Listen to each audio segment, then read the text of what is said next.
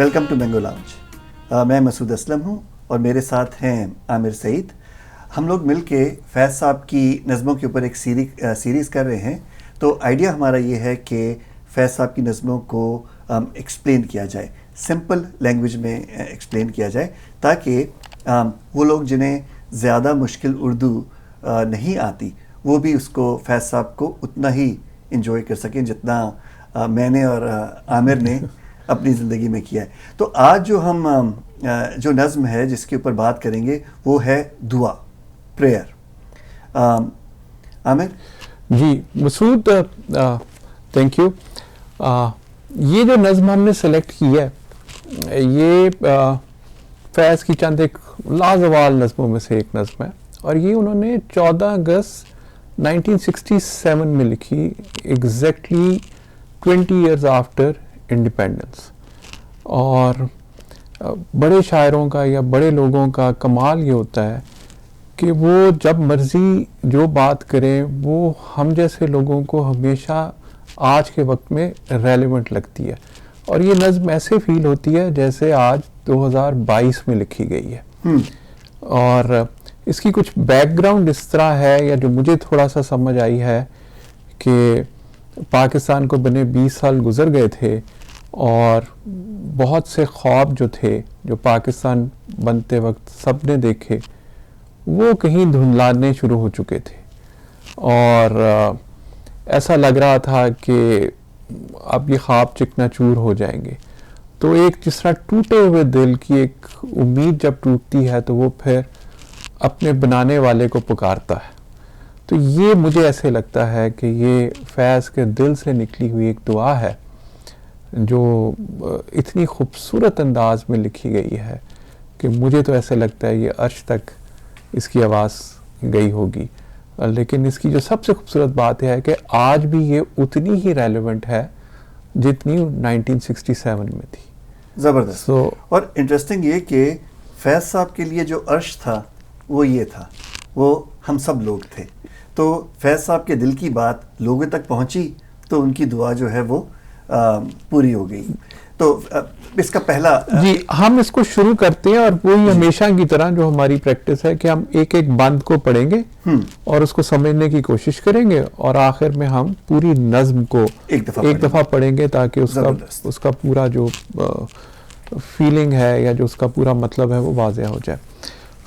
इसका उन्वान है, जैसे आपने बताया है, दुआ। आइए हाथ उठाएं हम भी, हम जिन्हें रस्में दुआ याद नहीं, हम जिन्हें सोज़े मोहब्बत के सिवा कोई बुत कोई खुदा याद नहीं। ज़बरदस्त।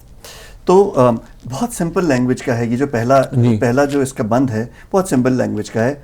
आइए हाथ उठाएं हम भी, हम जिन्हें रस्में दुआ याद नहीं, कि हम जिन्हें दुआ करने की जो आदत ही नहीं थी, हम जिन्हें अपने ऊपर भरोसा था, तो जो भूल गए थे कि दुआ की कैसे जाती है, तो हम भी अब वो नौबत आ गई है कि हाथ उठाते हैं और हम भी दुआ मांगते हैं। हम जिन्हें सोज़े मोहब्बत के सिवा, सोज़ कहते हैं दर्द को, तो हम जिन्हें मोहब्बत के दर्द के सिवा, यानी हम जिन्हें मोहब्बत के सिवा कोई बुत, कोई आइडल, कोई खुदा याद नहीं था। तो अब हमें यही था कि मोहब्बत ही तमाम गमों का इलाज है और हमें इसके अलावा खुदा है और हमें इसके अलावा कुछ नहीं चाहिए। और ये जितनी हमें अपने बाजुओं पे जितना, अपने दम पे जितना नाज था, वो शायद अब आहिस्ता आहिस्ता उसमें हम डाउटफुल हो गए हैं और अब हमारे पास कुछ चारा नहीं रहा कि हम भी हाथ उठाएं, हालांकि हम दुआओं के भरोसे ज़िंदगी गुजारने के कायल नहीं थे। ज़बरदस्त। अच्छा, ज़ाहिर है मैं एक छोटी सी ज़मनन बात जो है कि वो कौन है जिन्हें दुआ की रस्म याद नहीं रहती? वही लोग जो ऊपर वाले से ज़्यादा अपने आप पे भरोसा रखते हैं, जैसा आपने कहा, और जो समझते हैं कि अगर मोहब्बत चारसू फैल जाएगी तो दुआ की शायद ज़रूरत ही ना पड़े, दुनिया वैसे ही बहुत खूबसूरत और खूबसूरत बन जाएगी। ठीक है जी। आइए इसका दूसरा बंद शुरू करते हैं। आइए अर्ज गुजारें कि निगारे हस्ती जहर इमरोज में शीरीनी फरदा भरते, وہ جنہیں تابے گراں باری ایام نہیں ان کی پلکوں پہ شب و روز کو ہلکا کرتے. بہت خوبصورت. آئیے عرض گزاریں کہ نگار ہستی. ہستی کہتے ہیں انسان کو اور نگار کہتے ہیں مصور کو, تصویر بنانے والے کو. کہ آئیے عرض گزاریں کہ اس انسان کی تخلیق کرنے والا, ان انسان کو بنانے والا یعنی کہ اوپر والا, زہر امروز میں شیرینی فردہ بھر دے. امروز کا مطلب جو آج کل کی زندگی ہے, اس میں جو زہر گھلا ہوا ہے, اس میں مٹھاس, شیرینی کہتے ہیں شیرے کو, مٹھاس کو, کہ اس میں شیرینی فردہ بھر دے, اس میں تاکہ ہمارا جو کل ہے اس میں مٹھاس آ جائے. جو گزرے ہوئے کل کی جس میں زہر گھلا ہوا تھا, اس کی بجائے آنے والے کل میں مٹھاس آ جائے. وہ جنہیں تاب گراں باری ایام نہیں. اس میں تھوڑے سے الفاظ ہیں جو مشکل ہیں.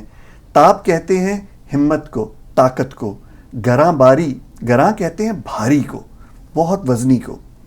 اور ایام کا مطلب ہے شب و روزمرہ کے دن. کہ وہ جنہیں روزمرہ کے دنوں کا بوجھ اٹھانے کی ہمت نہیں ہے, وہ جنہیں تابے گراں باری ایام نہیں, وہ جنہیں روز روز کا بوجھ اٹھانے کی طاقت جن میں نہیں ہے, ان کی پلکوں پہ شب و روز کو ہلکا کر دے. شب و روز کا مطلب, شب کہتے ہیں رات کو اور روز کہتے ہیں دن کو. ان کی پلکوں پہ شب و روز کو ہلکا کر دے, یعنی ان کے دل, ان کی زندگی ان کے لیے اتنی آسان ہو جائے, اتنی ہلکی ہو جائے کہ وہ پلکوں پہ اٹھا سکیں اسے. پر اس سے زیادہ ڈیلیکیٹ جو ہے وہ کیا چیز ہو سکتی ہے, اتنی ہلکی ہو کہ آپ پلکوں پہ تول سکیں اس کو. آئیے عرض گزاریں کہ نگار ہستی زہر امروز میں شیرینی فردہ بھر دے. وہ جنہیں تاب گراں باری ایام نہیں, ان کی پلکوں پہ شب و روز کو ہلکا کر دے. جن کی آنکھوں کو رخ صبح کا یارہ بھی نہیں, ان کی راتوں میں کوئی شمع منور کر دے. جن کے قدموں کو کسی راہ کا سہارا بھی نہیں, ان کی نظروں پہ کوئی راہ اجاگر کر دے. یہ بھی کافی سمپل ہے. جن کی آنکھوں کو رخ صبح, رخ کہتے ہیں چہرے کو, رخ صبح یعنی صبح کا یارہ بھی نہیں, کہ جن کی آنکھیں صبح کو دیکھ نہیں پاتی ہیں, جن کی رات, جن کی زندگی اتنی ڈارک ہے کہ ان کو کوئی صبح اس میں نظر نہیں آ رہی ہے. ان کی راتوں میں کوئی شمع کہتے ہیں دیے کو, ان کی راتوں میں کوئی روشنی جلا دے, کوئی دیا جلا دے, کوئی امید جلا دے. جن کے قدموں کو کسی رہ کا سہارا بھی نہیں, یعنی جن کی زندگی ایم لیس, رڈر لیس گزر رہی ہے, ان کی نظروں میں ان کو کوئی راستہ دکھا دے, ان کی نظروں پہ کوئی راہ اجاگر کر دے. اجاگر کہتے ہیں سامنے لے کے آنے کو, کہ آج اگر خوبصورت نہیں بھی ہے تو کوئی ایسی امید دکھا دے, کوئی ایسا چراغ دکھا دے جس کی وجہ سے ہم میں ہمت پیدا ہو اور ہمیں کوئی ایسی ایک راہ معین ہو جائے جس پہ چل کے ہم اس امید کے سہارے کو, چلو آج اگر مشکل ہے تو کل آسانیاں ہو جائیں, ہمیں راستہ مل جائے. اس طرح جو ہم ویورڈ گھوم رہے ہیں, کچھ سمجھ نہیں آ رہی کہاں جانا ہے, روشنی کہاں ہے, صبح کہاں ہے, ان کی نظروں میں کوئی راستہ ان کو نظر آ جائے جس پہ وہ چل کے اپنی منزل کی طرف چل پڑے. سو مسعود, یہ میرا فیوریٹ بند ہے. جن کا دین پیروی کذب و ریا ہے, ان کو ہمت کفر ملے, جرت تحقیق ملے. جن کے سر منتظر تیغ جفا ہے, ان کو دست قاتل کو جھٹک دینے کی توفیق ملے. بہت اعلیٰ, بہت اعلیٰ. تو جن کا دین کہتے ہیں دھرم کو, زندگی کی آئیڈیالوجی کو, فلسفی کو, کہ جن کا دین پیروی کرنا کہتے ہیں کسی چیز کو فالو کرنے کو, اور کذب و ریا کہتے ہیں جھوٹ کو, کہ جن کا دھرم جھوٹ کو فالو کرنا ہے. ہمت کفر ملے, ان کو اپنے دین کو نگیٹ کرنے کی ہمت ملے. جرت تحقیق ملے. تحقیق کہتے ہیں, تحقیق کا ورڈ نکلے حق سے. حق کا مطلب ہوتا ہے سچائی, کہ ان کو اپنے جو جھوٹ کے دین پہ چل رہے ہیں وہ اپنے دین کو جھٹلا سکیں, ان کو یہ جرت ملے کہ وہ سوچ سکیں, سچائی کی تلاش میں جا سکیں. اب یہ تحقیق is opposite of blind faith, کہ جو لوگ بلائنڈ فیتھ کے اوپر چل رہے ہیں, جھوٹ کی بلائنڈ فیتھ پہ, وہ اس کو چھوڑ دیں اور خود سے اپنے لیے سچائی کا راستہ چنیں. اگر آپ بیک ڈراپ دیکھیں 1967 کا, وہاں ایک ایسے حالات پیدا کر دیے گئے تھے کہ جو دین کا میٹافر اس میں یوز ہوا ہے یہ ہے کہ اندھے بیروں کی طرح اگر مذہب کو بھی فالو کرنا پڑے تو میں اس کو بھی فالو نہیں کروں گا، میں اپنی ایک تحقیق کروں گا، میں سچائی کا رستہ تلاش کروں گا. اور یہ جو تقلید کا ایک پاکستان ابھی بھی خیر وہی حالات ہے، لیکن تب ایک ایسا گھٹن کا ماحول تھا کہ ہر چیز سرکاری تھی، یعنی جو آپ کو کہہ دیا جاتا تھا آپ کو ماننا پڑتا تھا، نہ کہ بلکہ اس پہ عمل کرنا پڑتا تھا، کہ آزادی بالکل سلب ہو چکی تھی. تو فیض نے اس کے خلاف ایک علم بغاوت اٹھایا، بہت ہی خوبصورت اس میں جو دین کا میٹافر یوز کیا ہے کہ میں تو دین میں بھی تقلید کا قائل نہیں ہوں، میں تو وہاں بھی تحقیق کروں گا. اور اگر وہ دین ریاکاری کا دین ہے، یعنی ریاکاری کو دین بنا دیا گیا ہے، جھوٹ کو، تو میں تو اس کے خلاف ہمت کفر ملے. اگر وہ دین ہے تو پھر میں کافر ہی اچھا ہوں، پھر میں کافر ہی اچھا ہوں. اور مجھے یہ سچائی کو خود سے ڈھونڈنے کی ہمت ملے. جن کے سر منتظر تیغ جفا ہے ان کو دست قاتل کو جھٹک دینے کی توفیق ملے. کہ وہ لوگ جو بیٹھے ہوئے ہیں ایک انتظار میں، ایک اوپریسر کے، ایک ظالم کی، کہ کب ایک ٹیک کہتے ہیں اس کو، بھالے کو، نیزے کو، جو جن کے سر انتظار کر رہے ہیں کہ اب ایک نیا بھالا آئے گا ہمارے جسم کے آر پار ہو جائے گا. دست کہتے ہیں ہاتھ کو، دست قاتل، یہ قاتل کے ہاتھ کو جھٹک دینے کی توفیق ملے، کہ ان میں اتنی ہمت آ جائے کہ وہ اپنے اوپریسر کے ہاتھ کو پکڑ کے جھٹک دیں. اور جو بس گردن جھکائے، جو بیٹھے ہوئے ہیں کہ ہماری تو قسمت ہی ایسی ہے، ہم اوپریسر کے ہاتھوں، ہمارے تذلیل اور زیادتی ہی ہم نے برداشت کرنی ہے، یہی ہماری قسمت ہے، اور اس کو اپنی قسمت مان کے اس کا ظلم برداشت کیے جا رہے ہیں، ان کو کوئی ہمت، ان کو کوئی دست قاتل کو جھٹک دینے کی توفیق ملے، تاکہ وہ قاتل کا ہاتھ پکڑ کے اس کو جھٹک دے. اور یہی پہلا سٹیپ ہوتا ہے. یہ پہلا سٹیپ ہو جائے تو اوپریسر خود ہی بیک گراؤنڈ میں جانا شروع ہو جاتا ہے. ایک بڑی انٹرسٹنگ چیز ہے کہ انہوں نے لفظ یوز کیا ہے توفیق. انہوں نے طاقت کا لفظ یوز نہیں کیا، انہوں نے توفیق کا لفظ استعمال کیا ہے. دست قاتل کو جھٹک دینے کی توفیق ملے. توفیق کا ترجمہ کیا ہوگا؟ توفیق کا مطلب ہوا موٹیویشن، ایک طرح سے، کہ ان کو یہ خیال آئے، یہ موٹیویشن آئے کہ ہم کو جھٹکنا ہے، اب ہم کو ظلم برداشت نہیں کرنا. ایک دفعہ اس بند کو دوبارہ سے پڑھیے. جن کا دین پیروی کذب و ریا ہے ان کو ہمت کفر ملے، جرت تحقیق ملے.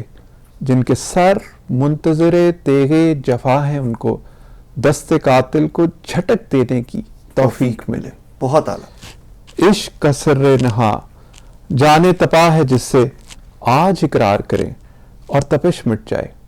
حرف حق دل میں کھٹکتا ہے جو کانٹے کی طرح، آج اظہار کریں اور خلش مٹ جائے. بہت اعلیٰ. واہ، بہت اعلیٰ. عشق کا سر نہاں جان تپا ہے جس سے، کہ وہ چھپا ہوا عشق.